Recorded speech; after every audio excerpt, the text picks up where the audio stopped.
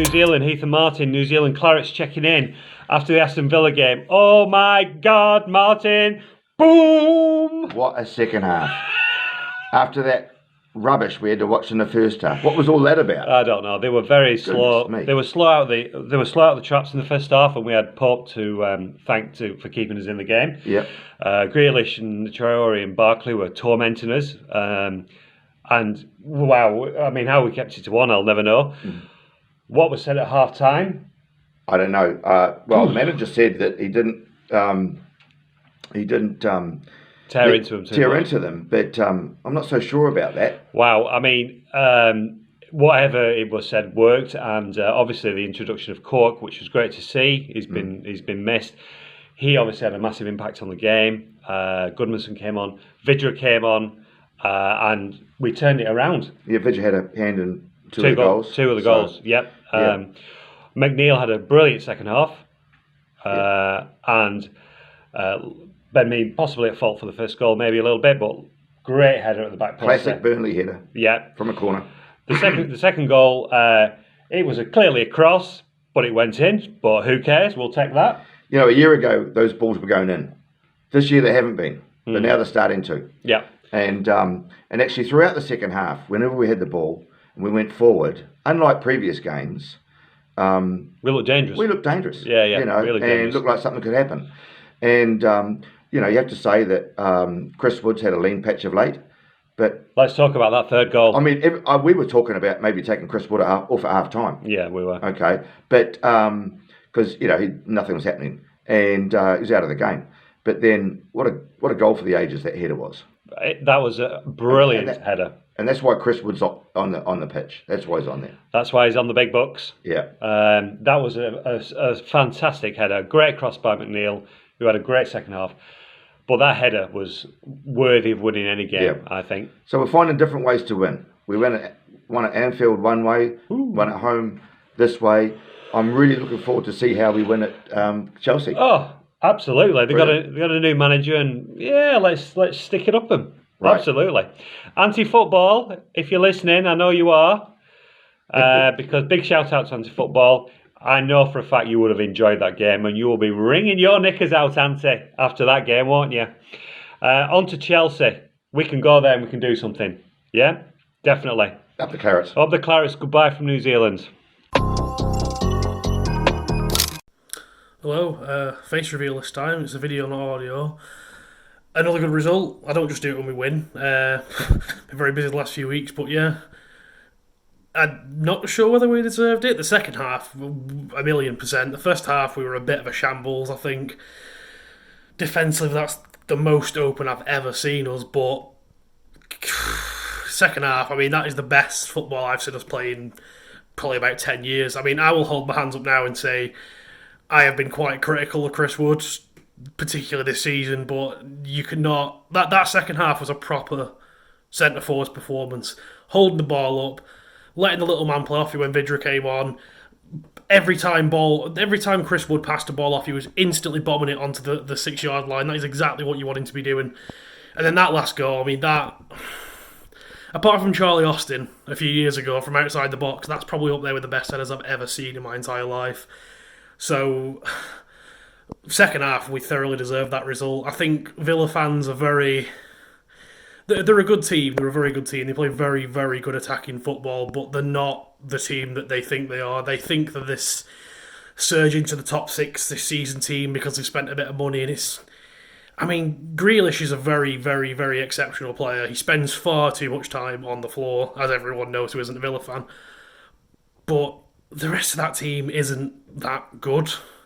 I mean, they're a solid mid-table Premier League team if you take Jack Grealish out of the equation, but I think in the end we came out and the better team won, to be fair. I don't know what kind of team talk Sean Dyche is giving. I would love to have been there, but what changed? I mean, Jack Cork came on and made a massive difference. I'm not slating Brownhill at all because Brownhill's been quality this season.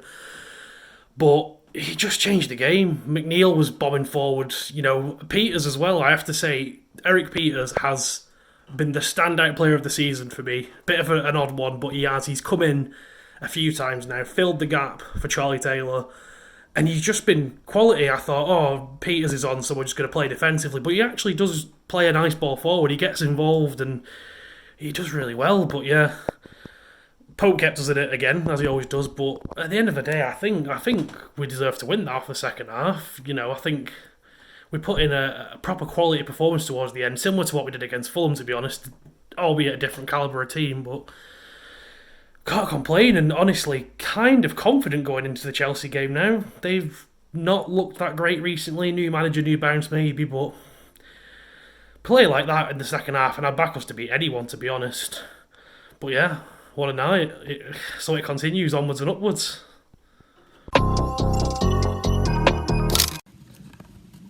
What a second half performance today. Good job by the lads. First half was atrocious, to be fair.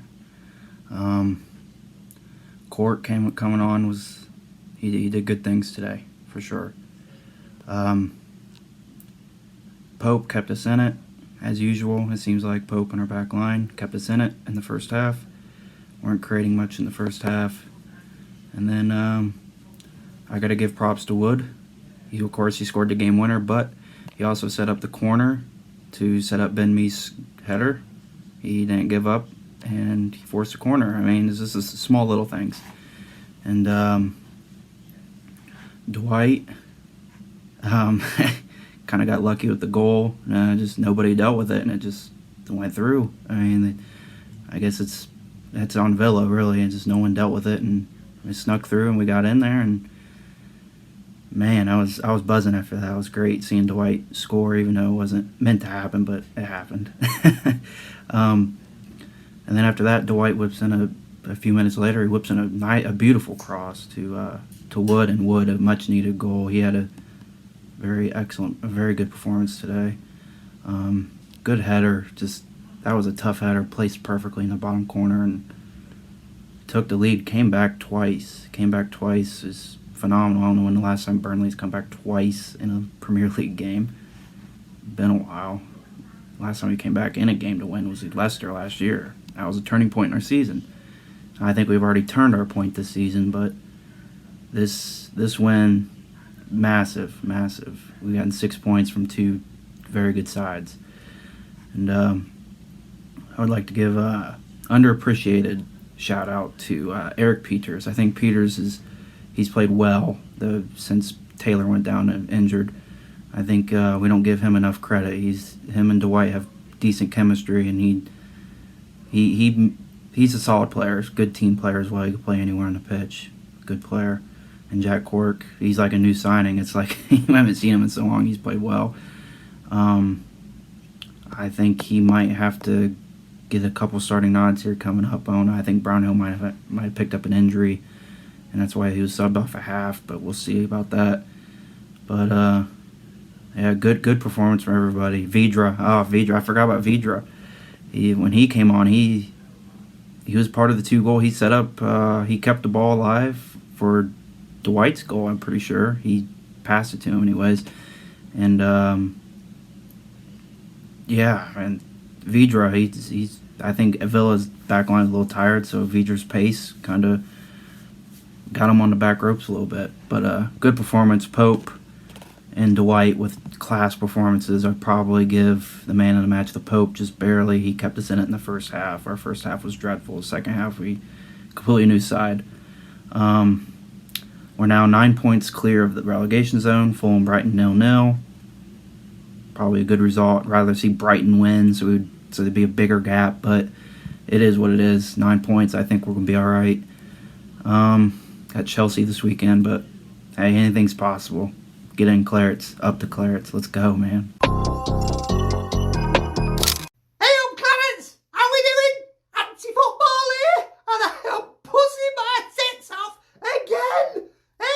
What a bloody week, 3 wins, 7 goals. Wow, who'd have thought that a week ago, 7 bloody goals, Oh my God.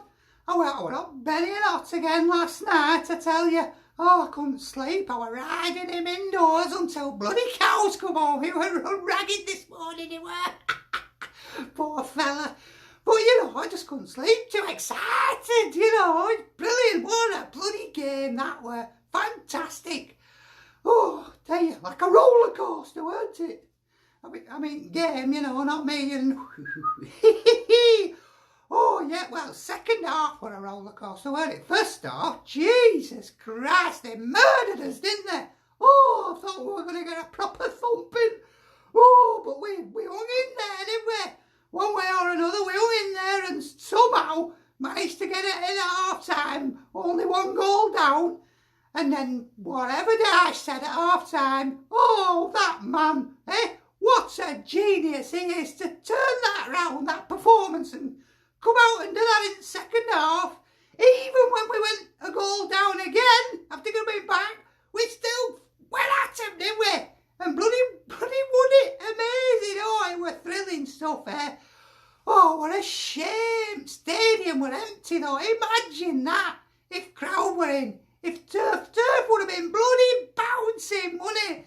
It'd have been like that. Remember that Spurs game in Carling Cup or whatever, yonks ago? Oh, when we turned it round in where all the place were bouncing. One of them kind of games, weren't it? You can just imagine it. Oh, it can't come back soon enough, can it? Can it? Oh, anyway.